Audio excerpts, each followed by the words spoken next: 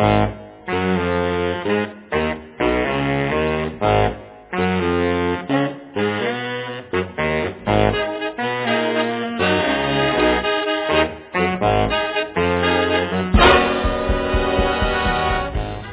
to a new edition of the Neon Jazz interview series with Toronto Jazz Woodwinds vocalist, composer, arranger, and educator Chelsea McBride.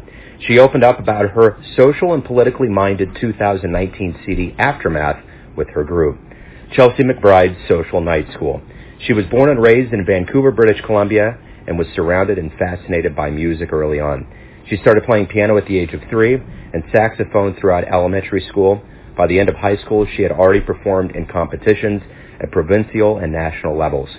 She has been named one of Canada's top 35 jazz musicians under 35 by the CBC and was the inaugural recipient of the Toronto Arts Foundation's Emerging Jazz Artist Award.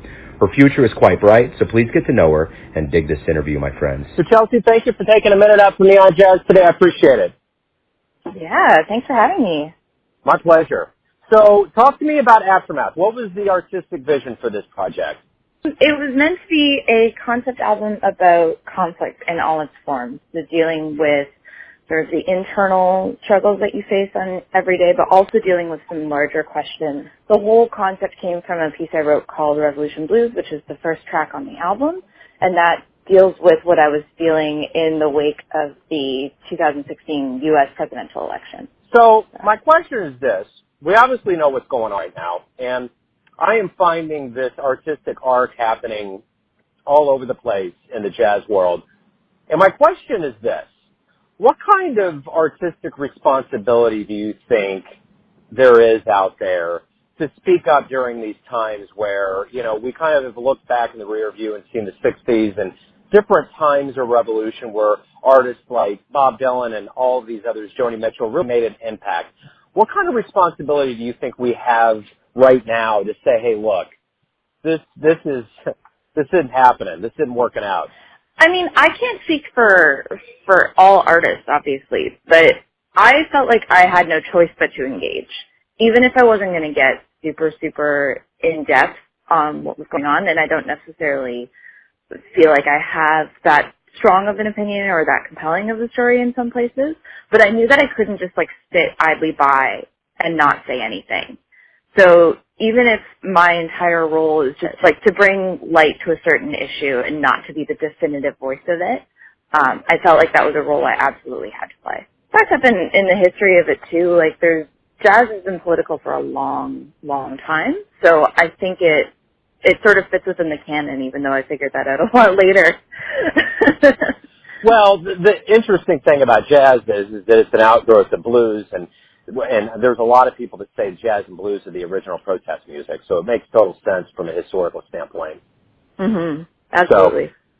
So let's go ahead and get to the beginnings of your life.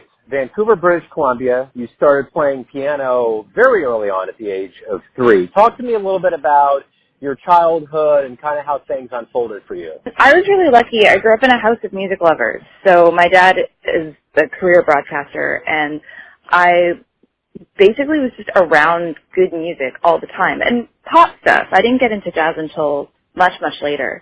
I guess I always had something that I was doing that was musical, and so when it came time much later to figure out what I was going to study in university, music was a really logical choice because I wasn't doing anything else. I wasn't super sporty, or I wasn't, doing other kinds of art. Music was the thing that really just made sense to me throughout. And I started listening to stuff that was cool in the 70s and country music, and then sort of went on my own journey from there and got into pop punk and got into all of the boy bands of the late 90s, and then found my way into jazz in high school.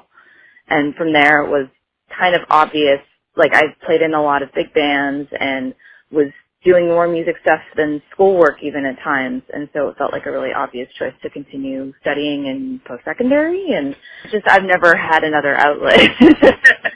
It's always been music in some way, shape, or form. By the end of high school, you'd been in competitions and on the national level, and moved on from there. So, as you said, music has always been something that's been what you were going to do. Yeah, it's always been there.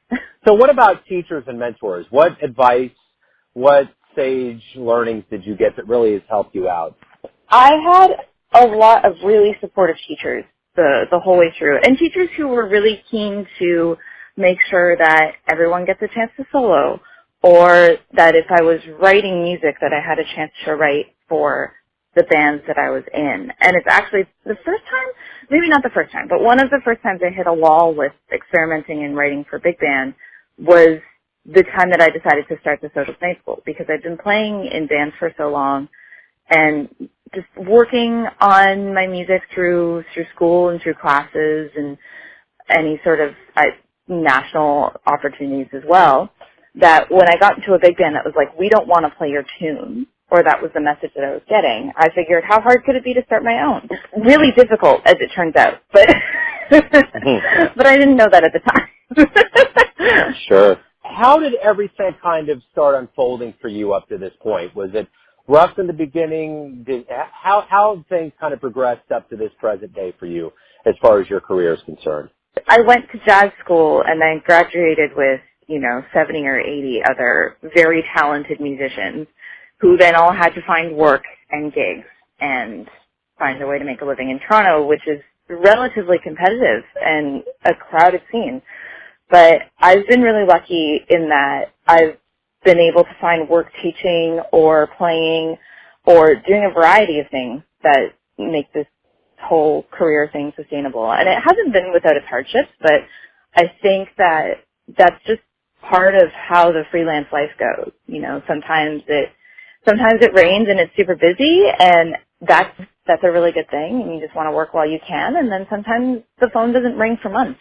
And if that happens, you're either not making money or you can make your own work. And I'm lucky in that I do have that impulse to be a self-starter and say, if I'm not making money for other people's projects, then why not have my own and see if I can invest some time into that and turn it into something a little bit more profitable. And it is weird to think of art as a business as well. Being an artist is one thing and paying the bills is another, and both of those kind of need to happen. Yeah. Otherwise, I'm just not a very happy person.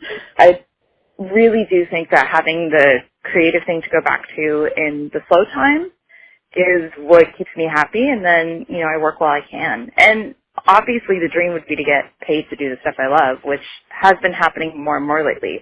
But that's the product of almost a decade of just sneaking this in whenever I could.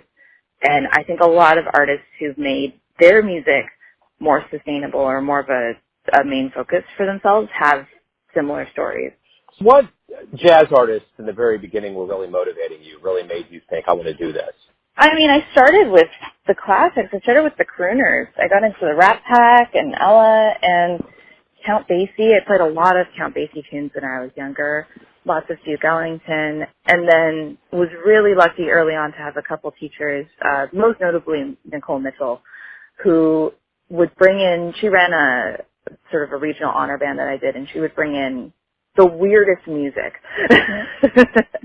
But stuff by Maria Schneider and stuff by Roscoe Mitchell, and I think we did an Anthony Braxton tune. We did some weird stuff, but then we also did more modern music. She's actually the reason that I got introduced to Daniel Jameson's big band, and I now work with him somewhat regularly. So she just had a really good sense of how to bring in material that was both educational for us at the time, the band of, grade 10 to 12 students, but also covered this really wide range of types of jazz. And it really just opened up my mind, all of those kinds of experiences that I had later in high school. It really opened my mind to what a big band could be, and also what jazz could be. Because there's some very loose, not really notated stuff in there, and then there's music that you read down and it makes sense. And it gave me a pretty broad concept of what you can be as a musician. Yeah, that makes sense.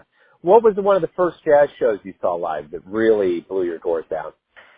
That's a tough one. I saw Ernie Watts play live. That was one of my first ones. That was really cool. Actually, the same night I saw Ernie Watts play, which was amazing, I saw Eero Harlow's quintet. And that was another one of those moments where, I just didn't realize that music could sound like that or that people could play it that level. It was just very soft and ethereal and not at all what we were about to hear in the next set. But it was so much fun. And also one of the first shows I saw, I think the first jazz show I saw actually was Wynton Marsali's with his quintet.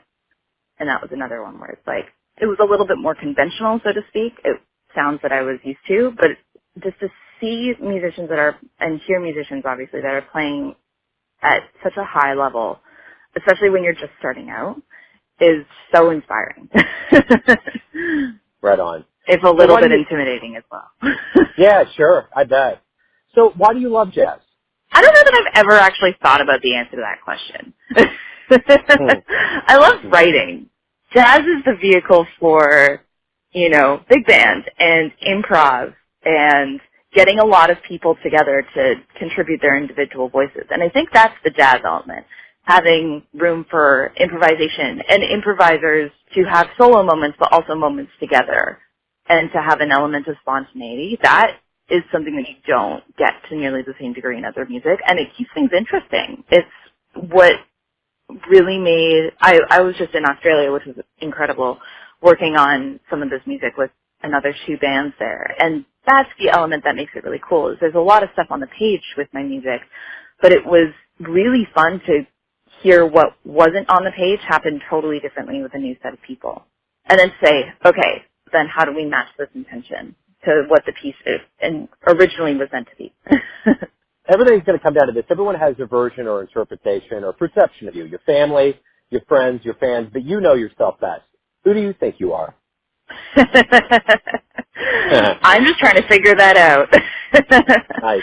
I think that your concept of self is one thing, and everyone is going to see different parts of that in different moments.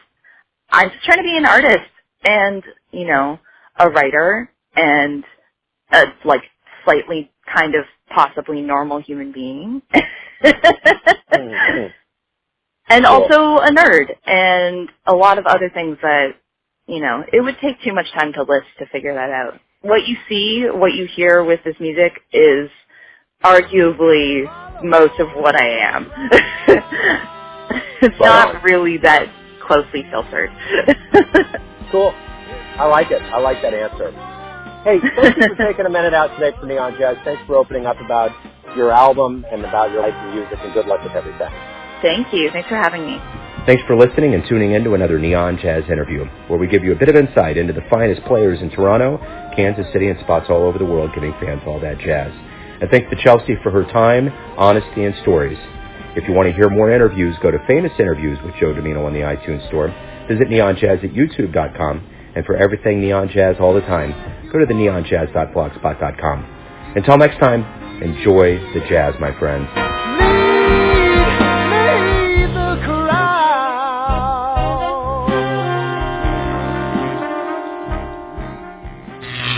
Neon Jazz.